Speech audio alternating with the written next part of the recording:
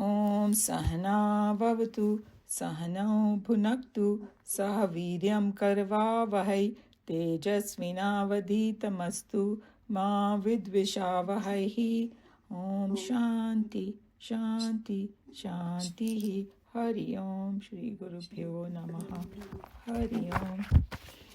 Om Shanno Mitra Sham Varunaha Shanno Bhavatvaryama Shanna Indro Bruhaspatihi Shanno Vishnurukramaha Namo Brahmane Namaste Vayo Tvameva Pratyaksham Brahmasi Tvameva Pratyaksham Brahma Vadishyami Ritam Vadishyami Satyam Vadishyami Tanma Vavatu Tad Vaktaram Avatu Mam Avatu Vaktaram.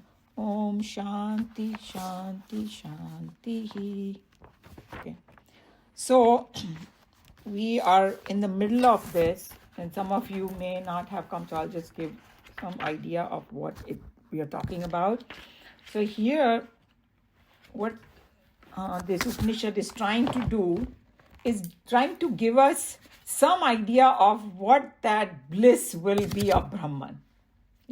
Because sometimes I say, what are they talking about, this infinite bliss? I don't understand. So they try to bring that bliss to the level of us, from where we will understand, and then slowly built it up. But in this commentary over here, Swamiji has a footnote that we will read from the next verse when we come to it. In some ways, the infinite bliss cannot be compared to the worldly bliss, because infinite bliss is bliss itself. Like I was saying that, hey, I want to taste sugar, but if I become sugar myself, it's a different plane of thing. It's a different level. It's a different level of consciousness. So kind of keeping that in mind. But what I can do is, I forgot to read this Hindi translation. Sometimes it is not the best one, because Swamiji's commentaries and all are a lot more important. But just to get some idea of what it was, maybe it'll open up, because everybody understands Hindi. So that verse 2 and then verse 2 to 11, it's building up that happiness. So verse 2 says, ये मान लो कि एक युवक अपने जीवन के शिखर पर है, the highest pinnacle of his life.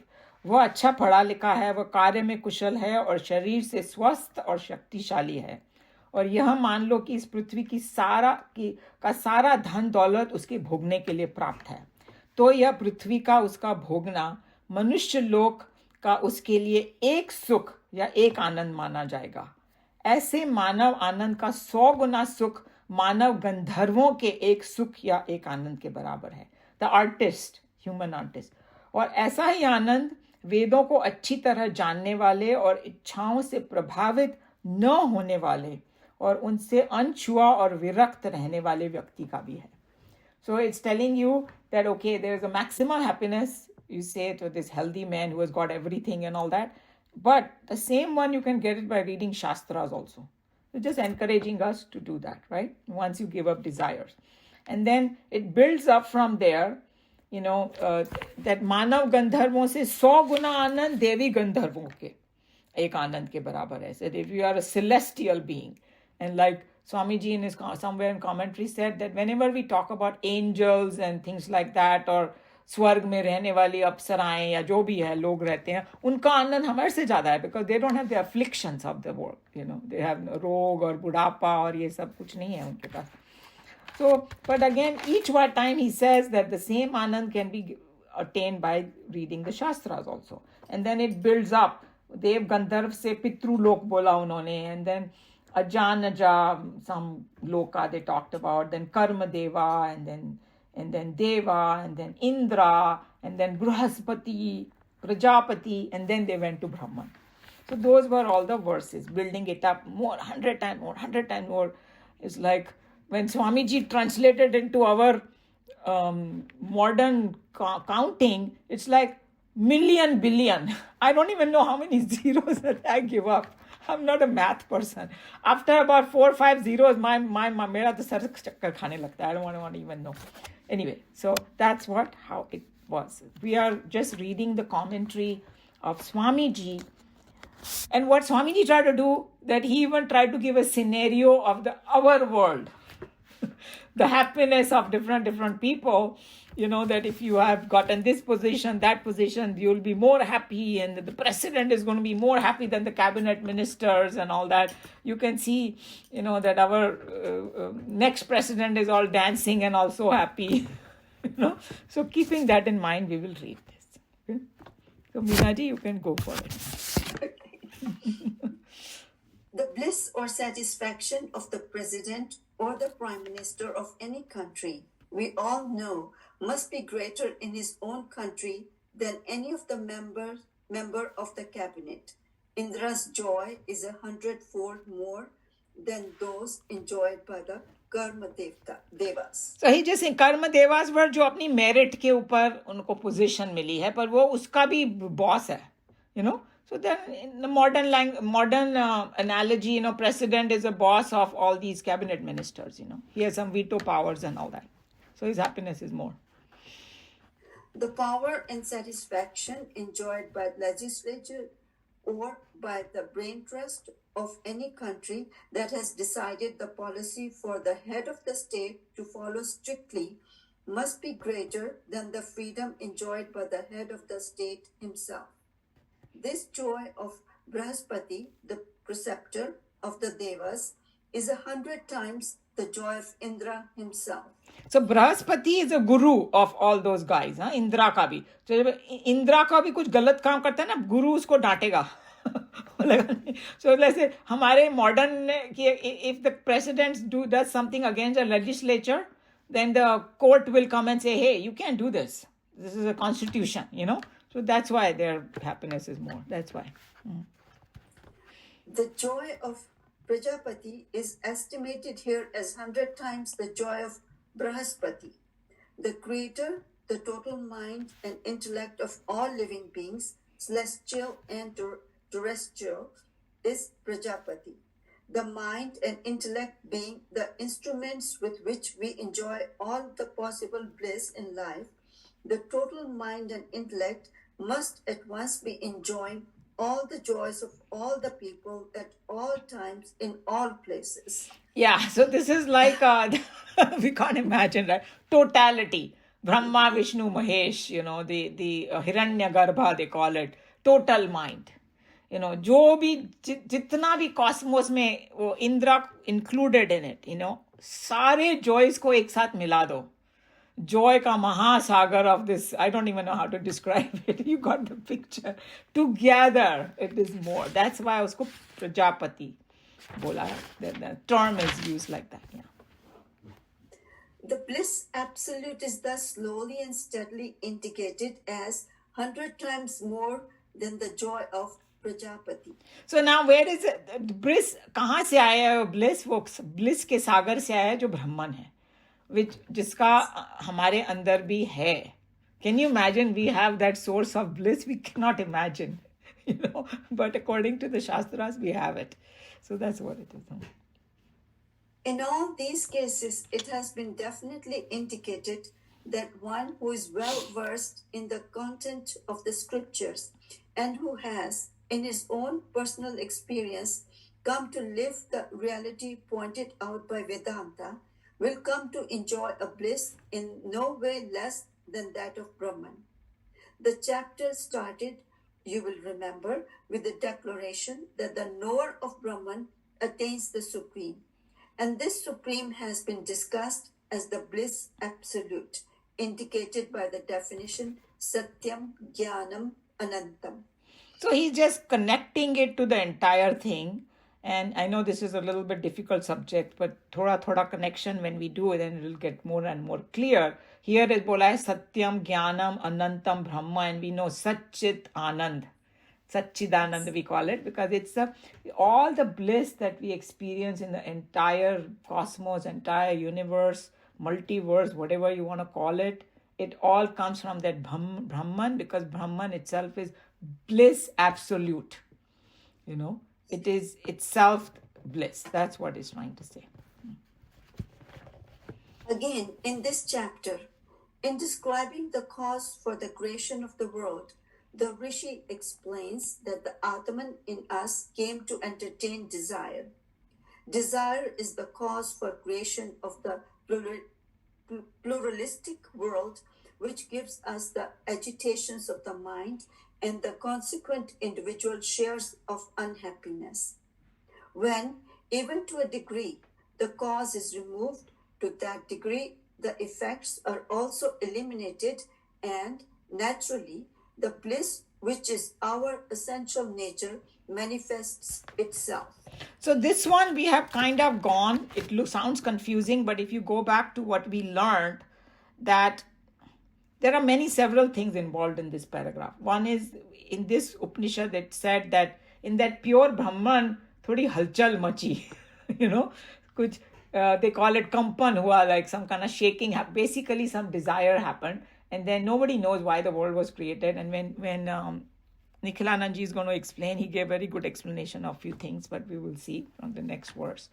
But jab desire hui, to just imagine a scenario that, you say, okay, I want to play a game, and now I'm going to do exactly opposite of what I am. Game में तो उसी में मजा आता है ना, कोई free हो उसको बांध दो, ये गेम हो गया, ये वो, so जो भी है infinity, bliss, वो सबका उल्टा कर दिया. Instead of oneness, many. Then Maya ki wajah se we see thousands of things, many different multiplicity and all that, And then वो उस game में हम लोग इतना खो गए, हम लोग भूल गए हम कौन है. It's like this fellow actor, he loves acting. I want to try this, I want to become a bhikari now. He's like a multi-millionaire sitting in his big mansion on the beach, and now he acts like a bhikari, and then he completely forgot that he's who he is, and then he अपने आप को भिखारी समझने लगा, something like that. So and then more and more, oh मेरे को ये मिल जाए, वो मिल जाए, desire. Hey, you got everything in your house. You don't need to beg for anything.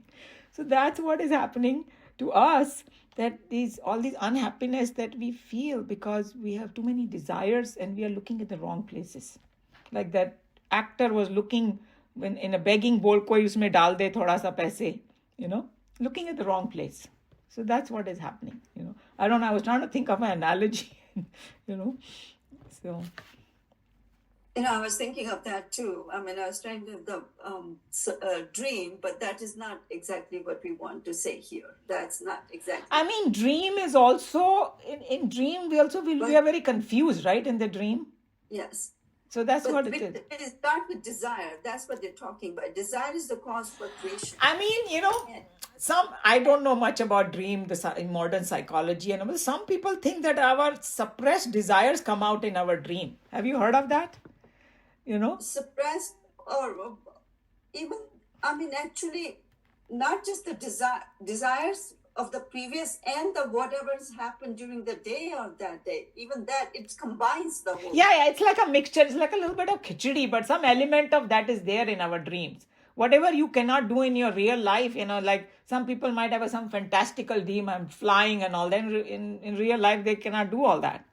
Right. Or some fears and all that come out, some emotions come out and all that. So but basically, they are trying to say that when these desires pop in our mind and we're looking for solution in the worldly thing to get bliss, that's when we are going away from the bliss, because the agitation of minds happen.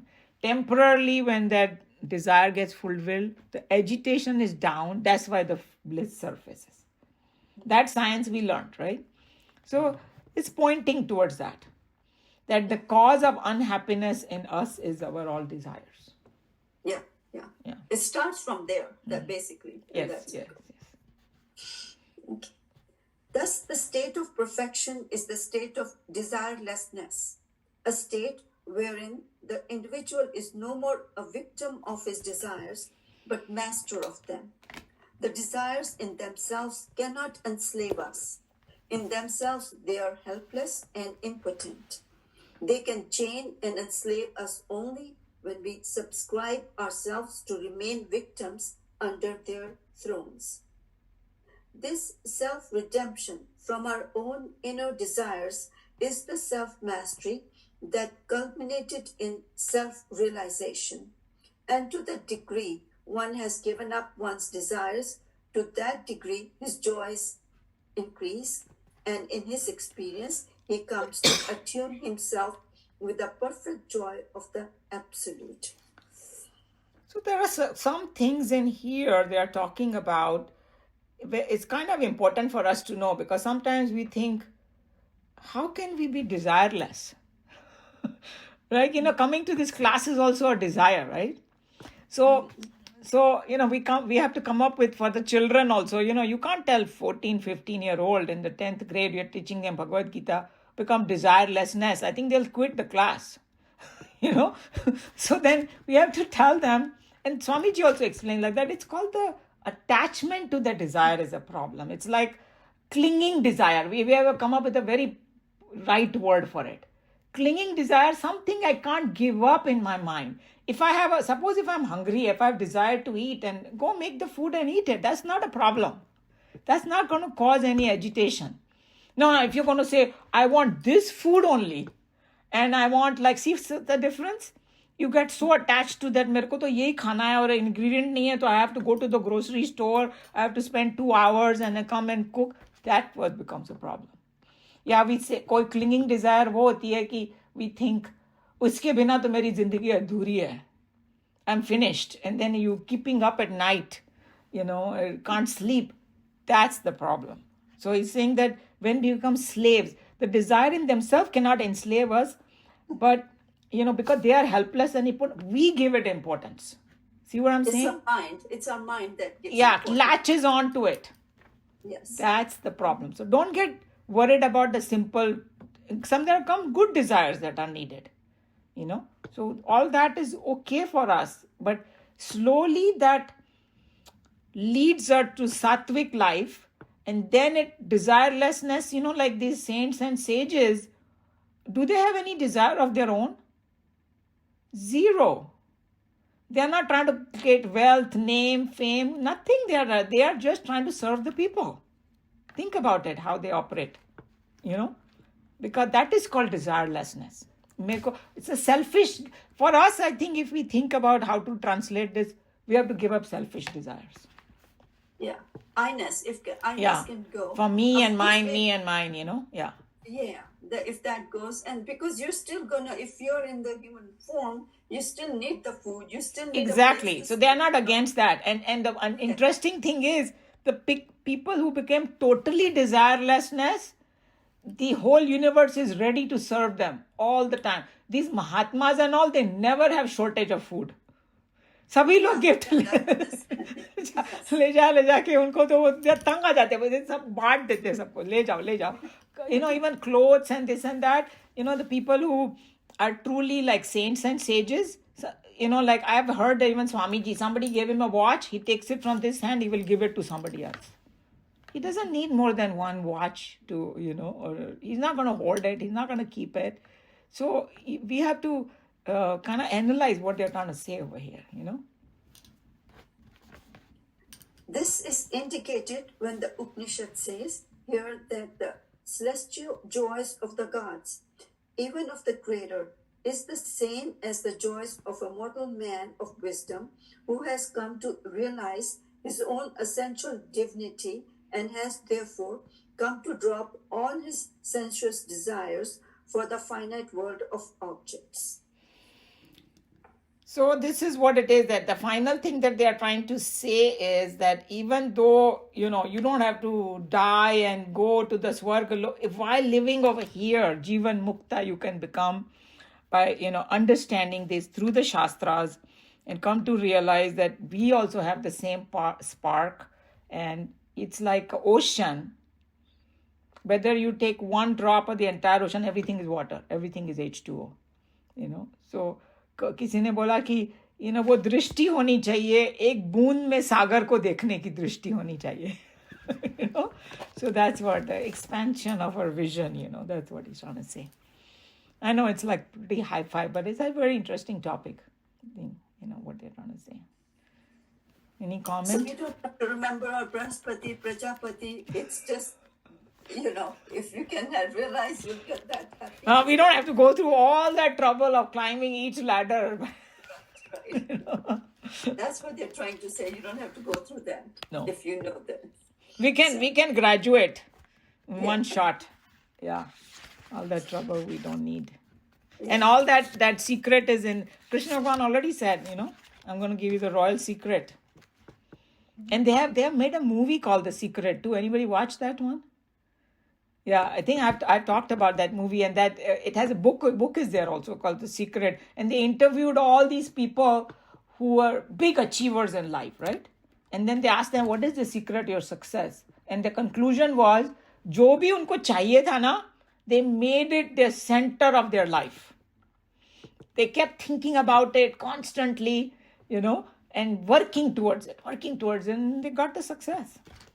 That was the secret. So what Swamiji made the comment, you are what you think. So it could be it could be your secular type. Yeah, even secular people they were actually interviewing secular people, and they said कि जैसे सोते जागते बस वो, but ये नहीं कि खाली सोचते ही रहो, उसके आगे उसमें इमोशन डालना पड़ेगा, उसमें तुम्हारा एक्शन डालना पड़ेगा, उसमें फोर्टिट्यूड डालना पड़ेगा कि कोई एक दो प्रॉब्लम्स आ गई तो ये नहीं कि रो धो के बैठ गए वहां पे ना, I cannot do this. They didn't stop at all these things. That was the secret of their success. But what we do is we overthink too many problems, we worry about the future, and we dissipate all our energies, whereas they put their energy in action, concentrated effort. So they got the results. Like there is a saying in English, God helps those who help themselves. So that's what the secret was. So it was nothing like some great, ye khajana mil gaya, and then I can get, nothing like that. It was scientific fact mentioned, which works in the secular as well as the spiritual world. Well, we said the same thing. His grace is always there. Right. So that's what it is. Yeah. So. Yeah, the analogy is that the sun is always shining, and if, while the sun is out, otherwise also, even scientifically speaking, the sun never sets. It's the only earth is rotating. Okay. But at least suppose sunshine is, and then I say, this is so dark in the room, but I have closed all the curtains. And I say, there's no sun. It's not sun's fault. Whoever opens the curtain will get the sun. So that's what the analogy is. The grace is to everybody. And Krishna Bhagwan ne to kitna, clearly bola ki it is available to everybody, no matter who you are, right? Yes. Yeah. So it's everything is matching, right? Any other comment? Okay, so we have time, 20 minutes. I can go to the next one, see how much we finish. So this is verse 12 now. Right? Yeah. And this is the last verse of this section. Says sa ya cha ayam purushe ya sa aso aditye sa ekah sa ya evam vita asmat lokat pretya etam annamayam atmanam upasankramati etam pranamaya atmanam upasankramati etam manomaya atmanam upasankramati etam vijnanamaya atmanam upasankramati etam anandmaya atmanam upasankramati tad api esha shloko bhavati. Sa is that, yah is which, cha is and, ayam this, purushe in man, human beings. Yah is which, cha again and, aso is that, aditya. Aditya is another name for the sun, and this is a symbolic thing. We'll see what it means. Sa is that, eka is one, sa is again he, yah u, eva vitam, knows thus, जो इस प्रकार से जानता हो. So we'll see क्या जानता हो. Asmat lokat, from this world. Pretya, this is an interesting word. Means ये दुनिया छोड़ दी जिसने. तो जब कोई somebody dies, जैसे वो प्रेत बन गया. हम लोग को कैसे भूत प्रेत जैसा word, but यहाँ पर इतना वो खराब meaning नहीं है. All is somebody who has left this mortal world, and we'll see what actually it means. इसको प्रेत्य बोला है. Etam, this. Annamaya Atmanam. So now again, just want to remind you that when they say Atma, it has many different meanings. The highest meaning is my own self. That Brahman's ka jo representation within me, that Bhagwan within me is Atma. But Atma also means superior to something. So when they say that क्या बोलते हैं प्राणमय आत्मा, it is Atma of Annamaya Kosha, is the boss of Annamaya Kosha. So उस meaning में भी आत्मा use किया जाता है. Okay, so अन्नमय आत्मानम, आत्मा made up of food, and upasankramati, attains. And attains, crossover, it has a very deep meaning. We'll see the meaning. Etam is this, pranamaya atmanam. So atma made up of prana, because it is boss of that annamaya. That's why it is atma of annamaya. Upasankramati, attains, crosses over that also. Etat, this. Manomaya atmanam, atma made up of mind. Keep going higher. Upasankramati, attains, crosses over that too. Vijnanamaya atma, atma made up of knowledge. Upasankramati, crossover. Etat, this. Anandmaya atma. So even bliss, atma made of bliss, means the deep sleep mein jo bliss hoti hai. Upasankramati. Then what happens? Tat, about that, then Esha, there is another shloka. So it's just saying, when we discuss it, because I know this is very confusing over here, but with Swamiji's commentary and the commentary of the other Swamis and all, we can understand that better. Okay.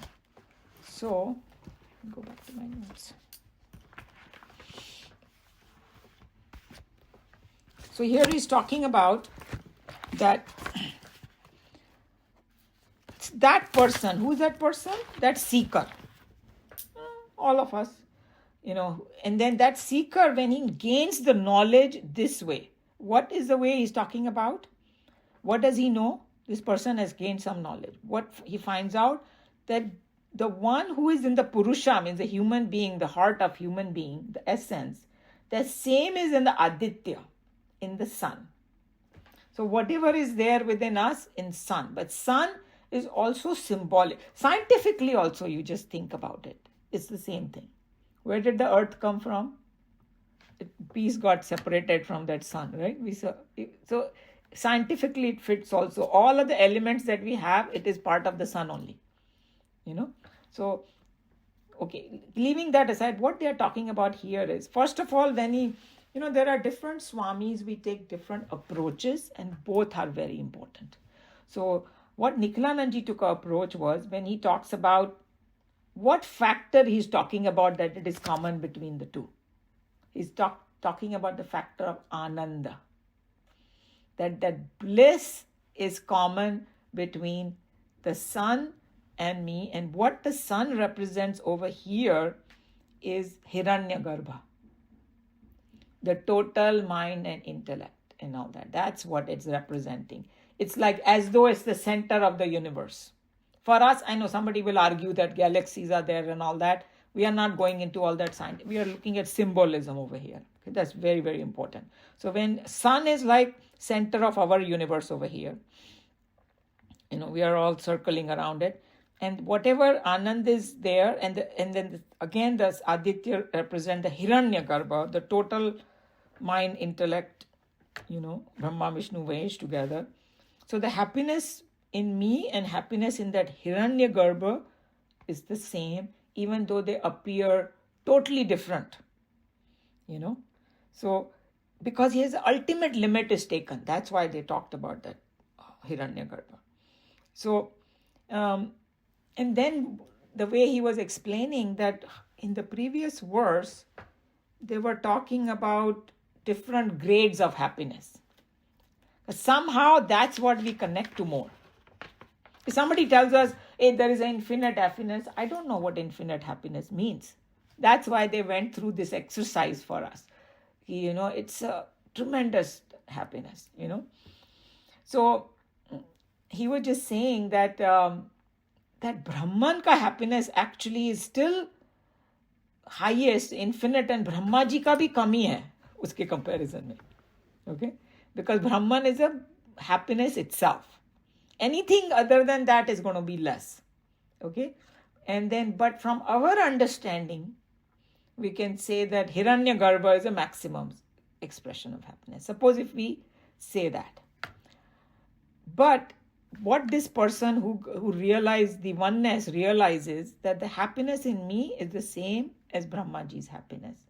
I just have a, spark of it, but it's the same.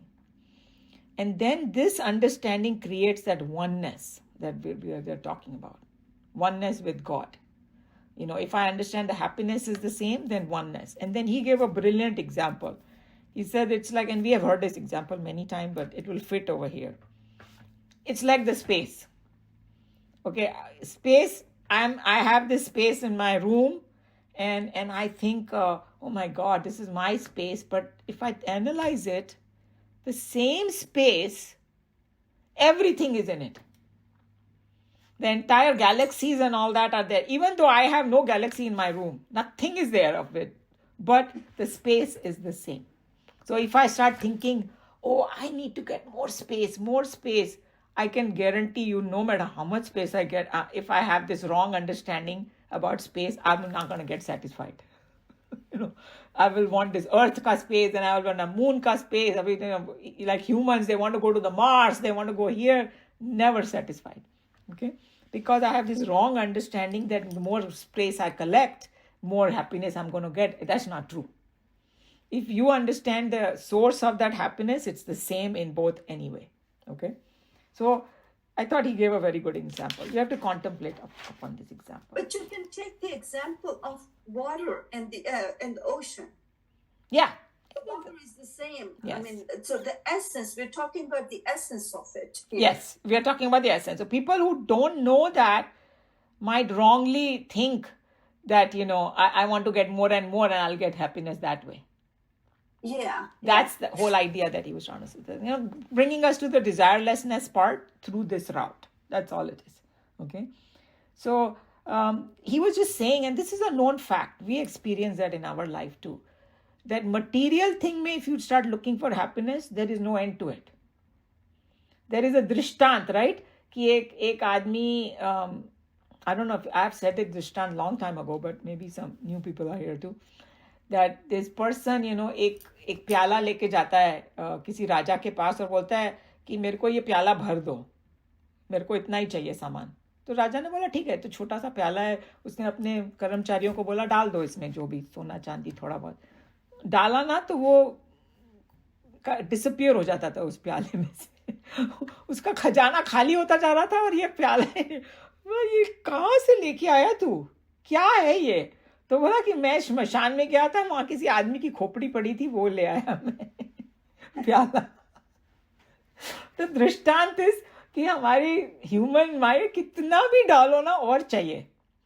किसी के पास 100 million होगा, उसको billion चाहिए, फिर billion से ज्यादा satisfy नहीं होते हम लोग, because we are looking in the material world. So that's unless we reach infinity, and there is a reason, because we are infinite by essence. We don't get satisfied by limited stuff. जब तक हमको वो infinite नहीं मिलेगा, हम लोग भी ऐसे प्यासे ही रहने वाले हैं. Okay? That's what he's talking about. So this thing is just an illusion. And we keep moving towards the illusion, looking for happiness in the world. And Nikhilanand ji gave a best example. जैसे बोलते हैं कि गधे के ऊपर आदमी बैठा है और गधा मूव नहीं कर रहा है. तो आगे ना एक कैरेट टांग देता है वो एक लकड़ी से ना, and थोड़ा सा about 6 inches apart from his mouth, and the gada thinks that I'm going to keep moving so I will get this carrot. So उसकी वजह से वो मूव करता जाता है. तो हम लोग का भी हाल ये, अगर ये मिल जाएगा ना हम लोग खुश हो जाएंगे. कुछ मिलता बोलता है नहीं, because the happiness is not in the things. I thought you gave a very good example, because if we acquire more and more things, we feel we will be, but we won't be. So he was just saying, in our mind, we divide the happiness. Even in this shlokas preceding it, he was saying, you go to Swarg and there's more happiness. And then you go further and there's more happiness. So we keep thinking grass is greener on the other side. So, but then he was saying, chalo, hum log pahunch gaye Swarg lok, okay? Jaake. And I was saying, I'm so happy now. Then we will look at Indra. नहीं मेरे से ज़्यादा वो happy है because he's the boss. I have to get to that position. See that? So, and he's saying that the sad part is that if you get into that other person's shoes, thinking he has more happiness, he's crying the same way. Indra is crying for some other thing only, you know. So these are facts that we don't think about. It's true that grass looks good, you know. So then we have to stop doing all that kind of false pursuits, you know, because we think if we get this same facility, I'll be happy. It's not true. So we become as prosperous, as strong, as powerful, he was saying, and acquire more and more facilities and all that. But those things are firstly, it's not going to culminate into kind of happiness we are thinking. And it's very, very difficult to do that too. How much effort is required? Might as well put that effort in reading Shastras and getting, you know, bliss. So that's what it is.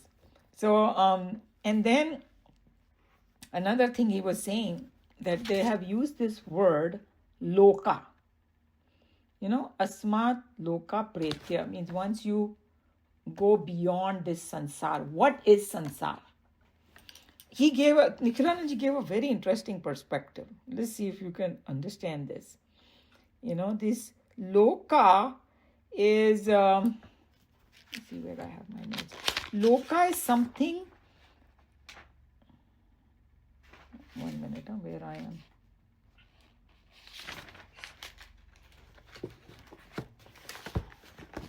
Yeah.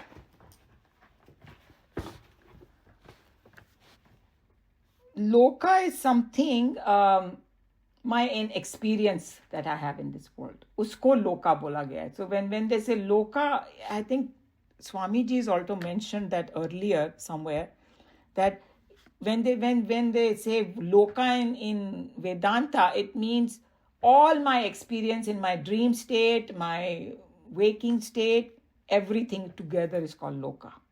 So the real meaning of loka is that, my experience. So he's saying that what is the difference between loka and this actual world? Loka means when I'm kind of in an ignorant state. Okay, because when the Bhagwan created the world, the 5 elements, these are real. They are there. Okay, but when I superimpose my confusion on it, then it becomes my sansar. Each person's sansar is different. Do we agree? Whatever your world is, it's different than mine. Your own set of problems, own set of situations and everything. So come back to this rope and snake. And this will explain it, what he was trying to say. So he said that rope is also real and snake is also somewhere real. Snake bhi to hota hi hai na, right?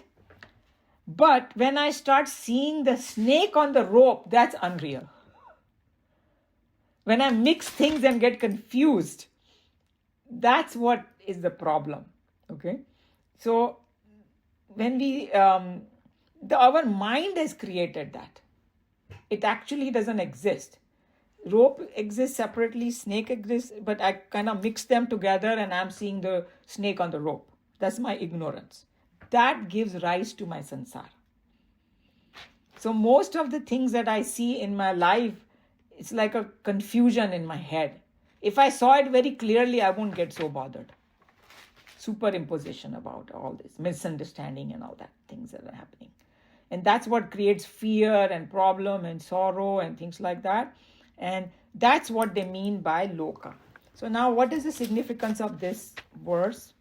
Is saying that the person who has studied the Shastras, understood, trying to understand everything, and finally understood that the essence is the same, Anand is the same in that highest, kya bolna chahiye, Aditya and me, then this false worlds will disappear from our mind. When they said that they will transcend these 5 koshas, that's what they mean. Does that make it sense, what they're trying to say? So this transcending will happen once I get the knowledge and I will understand that this is illusory. And then why did they say that transcend the koshas? Because if you go back to the description of the koshas, what we learned in this Upanishad, they talked about microcosm as well as macrocosm. Because when they were talking about, you might have to go back and look at those verses, that us falane ki pratishtha ye hai, this particular kosha's pratishtha was, last one they said that Brahman was the pratishtha. I mean, it has come from the Brahman, the bliss sheath, and from bliss sheath, Vijnanamay, then Manomay, then Pranmay, then, Annamay, right? So when we talk about when this person transcends, it transcends the whole thing. He understands that my body is just not my body. My body is part of this Annamaya Kosha, which is beyond. Like this Sadguru, what he says, your lungs are sitting on the tree. Have you heard that from him? Half of your lung is on the tree because the trees are the one who give you oxygen. We don't think about it like that. You say, oh, my lung, no, without that oxygen, your lung cannot function. Or like water. Oh, this water is coming in my house. Hey, what is the source of this water? Water is coming from that reservoir. Where did the water come in the reservoir? It's the rain. Where is the rain coming from? God.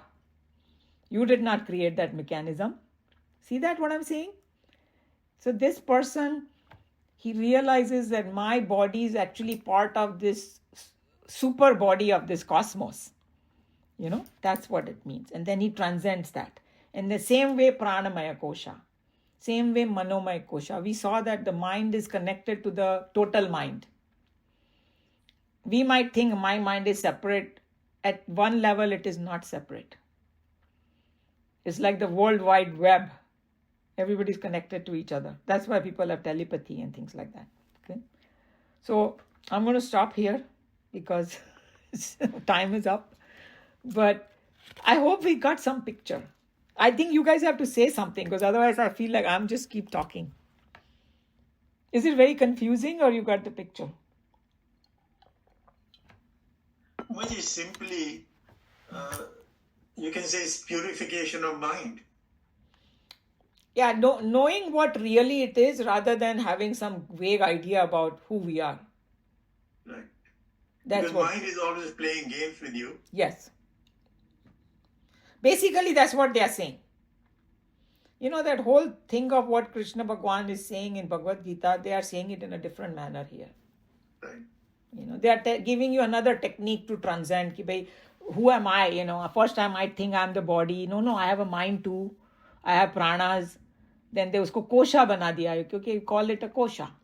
And then, I have intellect, which is superior to my mind. And then I feel bliss in my deep sleep. And then there is something beyond that also. So that's how they are taking this journey, basically. That Russian doll is there, no? Ek ke andar ek ke andar, end mein khali. So like that. Any other comment by anybody else? So that I feel like I'm not the only one talking. Joe, you want to say something? You have to unmute. We cannot hear you. You're still muted. I see you trying to unmute, but it's not happening.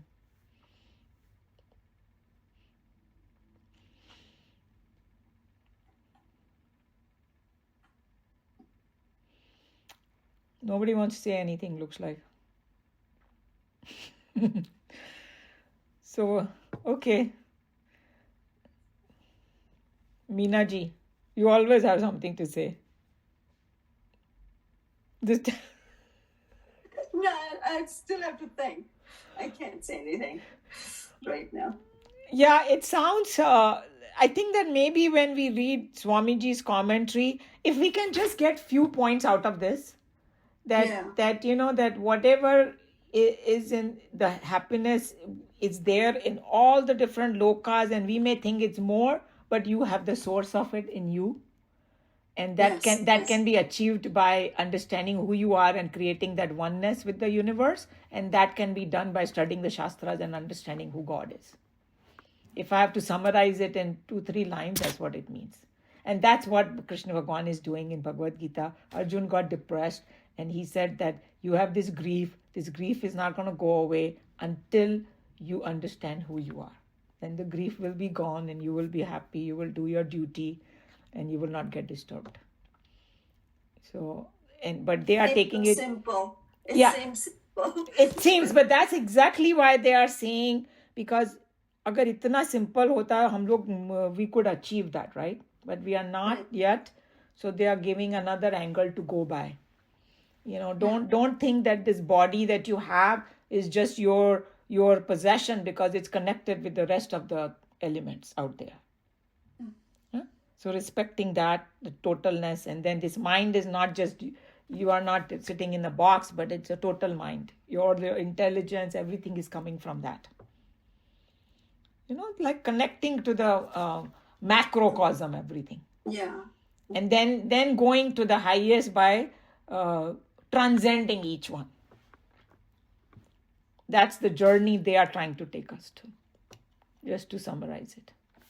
So anyway, maybe you guys can read it a few times, and if you have any questions, bring that and we can discuss more. Okay? All right. That'd be better. Yeah, okay. All right, I'll close here then. Om Sarve Bhavantu Sukhinah, Sarve Santu Niramaya, Sarve Bhadrani Pashyantu, Ma Kaschit Dukha Bhag Bhavet. Hari Om, Shri Gurubhyo Namaha. Hari. Okay, we'll meet next time. Hari Om, everyone.